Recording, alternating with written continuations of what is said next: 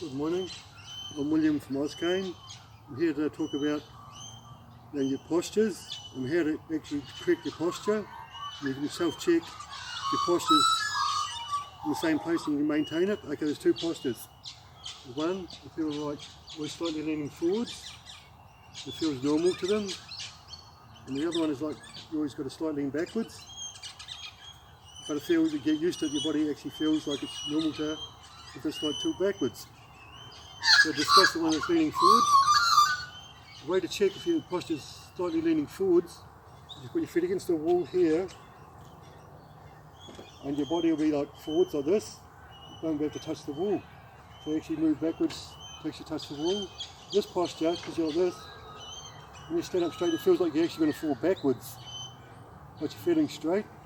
This is okay because you've got the wall. It's a weird feeling, like this way here. You're so used to it when you're standing against the wall, you straighten out your posture. Now it feels like you're actually going to fall backwards. So, but you've got the wall will support you. It's really weird, so you've got to keep on doing that till standing straight becomes normal again. But the one that I had a problem with, because I was doing my martial art, I had to lean backwards. I always had the tilt backwards on me. When I stood against the wall, my back touched the wall, and my feet out. Now I'm straight, feels like I'm straight. But my heels are not at the wall. So I feel no, you're standing straight and you look down, your heels are off the wall. But when you stand, put your heels against the wall, you're standing straight, it feels like you're going to fall on your face.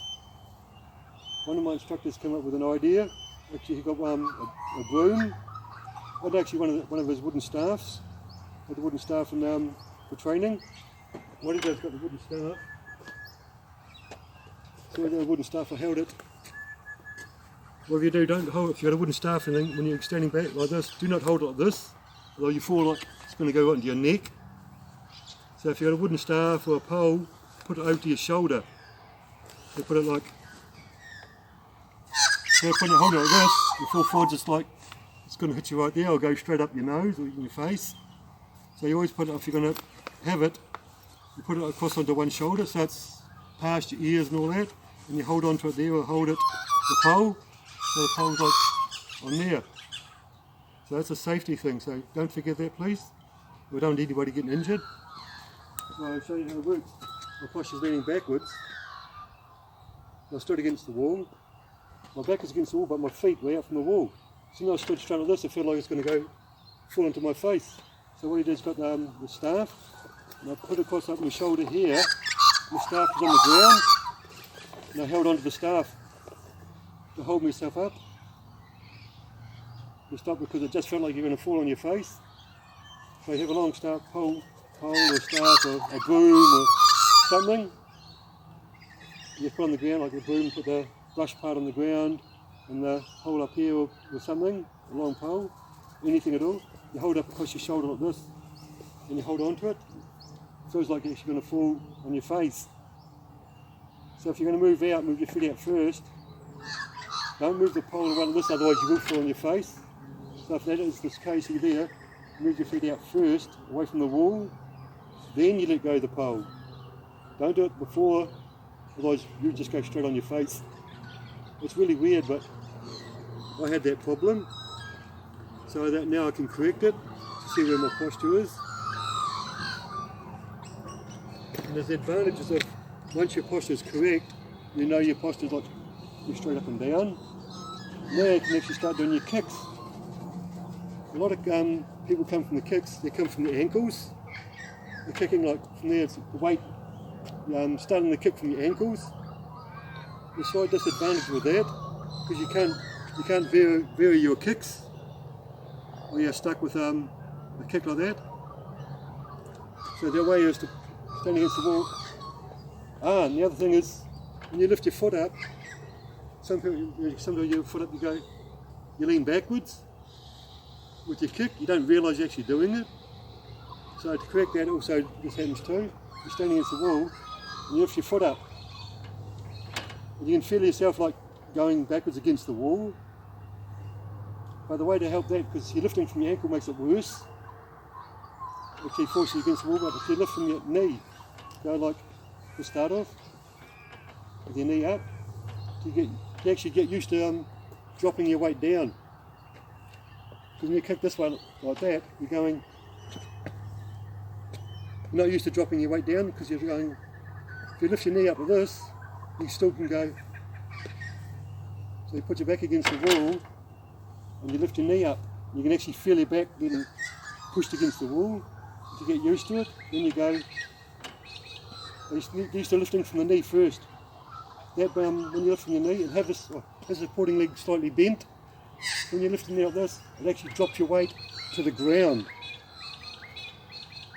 So you have your leg slightly bent, and you're lifting up, and because this leg's bent, so when you lift it up from your knee, your weight goes down. You can feel it. It goes right down, it goes down to your feet, and then you used to like lifting from your knee here, and you can feel your weight going down, then you do your kick out, you slowly work your way through it. It helps a lot, because when you kick something, before, you come from your ankle and you push, kick, you actually push yourself backwards. But if you come from the knee, lift the knee up, and do your kick, all the arms working from there in these muscles, you actually go down when you kick. It actually pushes you into the ground instead of away. You actually feel your force going to the ground, that way you can push it through to that person. Because the other way like this, you push it next to it, you find yourself backwards. That's the reason why. Come up here and push, actually you go to the ground, you put the weight into the ground, then you can transfer back through that person, you don't move. If the person doesn't move either, like you really put a lot of force in, you can feel it, like you see the person, he didn't move, but man, you're putting a lot of force in there. Even if it didn't shift, it doesn't feel like a shift, but he felt it. And you felt yourself, more harder you feel you're going to the ground, you know your kick is actually penetrating more into him. It's just keep going bang, you're just driving off the ground, just powering it through them. That's the advantage of coming from the knee. And your foot's go out like this, you can actually go from here, then you got the flip kick. So you come from the flip kick up here, and you can bring it round. I had a case of using, that was my training in the Kung Fu and that. I had an incident I worked in the tannery leather industry. You deal with a lot of stupid people. I was working like, probably other videos you know, I worked on a hide flesher. That's putting two people on the end and you pick up a bull hide and cow hide. There's a big roller and it's got a metal blade that goes around and strips all the flesh off it. And you put it up, you have to put it, it's two people. You put your foot in the pedal, it goes up. You have to pull it out, you walk together, you swap it. Like you swap the top, get the bottom half in, put it down, the top, then you swap the top, then you go back and put it back in the machine. You get a lot of long stringers, the blades like that, and off the cylinders that went off. You get a lot of stringers off the hides. Because the one is quite smart, like I just had like a bit of long bit of flesh, one of the stringers, and he's swinging it around like at me. He's like swinging it, so I was walking backwards. So I got to know what it is. You've probably seen other videos I've seen me doing punch and the hook like that. You've seen me do like one's punch, there, and there, hook. Why did you get the string around? I let it go, put my hand up, and I wrapped around here, and I went, that hook, and just went bang, and pulled it back and held it behind my back. He's still swinging the hand around, and he looked at it, and I was just standing there, walked right up to his face, and he wondered why he wasn't hitting me with the stringer, a long piece of flesh, and he looked at his hand, and was like, there's nothing there. I just went like that and went, and held it right out in front of him. I had my hand back like this. He's going like swinging it around like that. And I just walked right up to it like I should be hitting the face. And I had my hand right back and he's going, what happened? I just pull it and go, oh, this is what you're looking for? So that's this one here. This one there, the hook. So I went up, the stringer hit around my wrist. This one went round and down. And he got upset and got a little angry about it. Because it made him look, because the other ones are watching, and it made him look stupid. So he came up and started to push me. So then he put out an arm to grab me. The one I did is like, you put a blocker here, put a block that way, and you get the other arm in. It's like scissors across his arm. So one arm goes up to block, this arm comes, it's like a block, it's like, come across here, go, like scissors bang like this. This one caught the arm across there, and this one come in behind on the back of his arm, so it hit here on his arm, one hit here on this arm, the other one hit in the back. His arm was like this way to grab. Of course hit there and like tweak that one. I didn't do it hard, just did it enough to tweak his arm. Just put the block like that, just bang in. And the grand arm, he got all upset because he's going, oh my arm, my arm. He went to all the others on behind the machine. Of course he lied to them. They said I did something to him. I hurt his arm like for no reason. So this other one come around, I was pulling there's bins. The bins, and you had to pull the hides out of the bins and drag them out and put them on stack. I was pulling it, and I turned around to holding the hide. The other one came and pushed me against the bin. He said, oh, why are you picking on him? What'd you do that for? I didn't get a chance. Like, what the heck? And I was trying to explain, he just kept on pushing me against the bin. And I just got so annoyed. So he started walking away. So what I did is, I come up my foot up like this. I brought my knee up. Put my knee like that. Like I was going to kick. And here you go, like, I kick round like that. So I brought my knee up, the same action as doing that. So look from here, like you've done that. It looked the same because I had my knee up. Did the same action. And he put his hand down the block to grab my foot. But my foot was up. Up like that. So he put his hand to grab, and then I went like that, right on the back of his hand.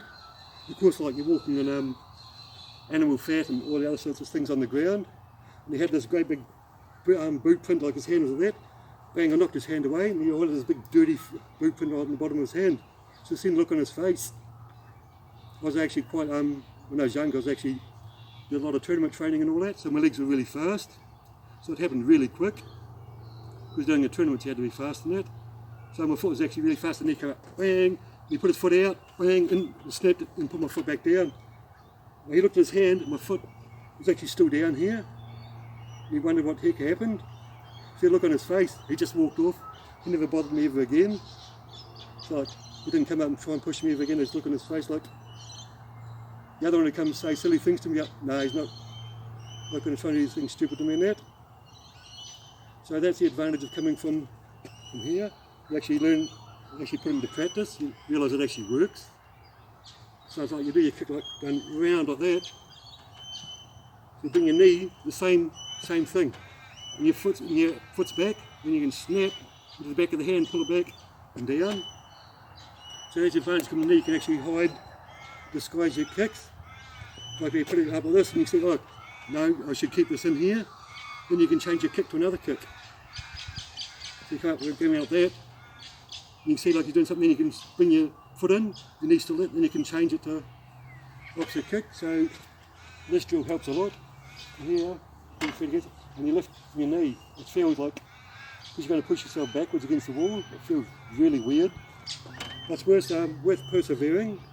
And doing now, you've got a variety of kicks. You've got there, bang, and now you've got so many more kicks. They're open to you instead of just going and coming from the ankle.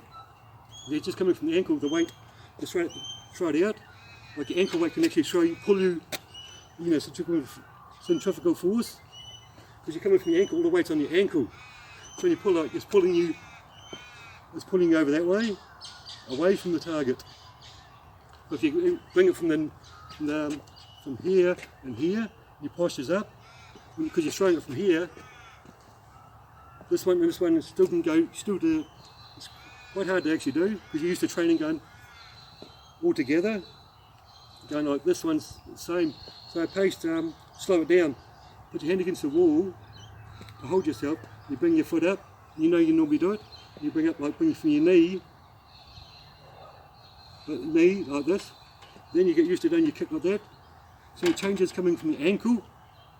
What you're trying to do is come from your ankle to here, but you end up doing the same kick as what you normally do, but you're bringing it from here instead. It's really weird and hard to do, but it's worth the effort. Because I did it quite a few times, I did that guy. The effort, I thought, wow, that was worth that hard effort of doing it. So it's perseverance, with a lot of stuff like, feels weird and strange.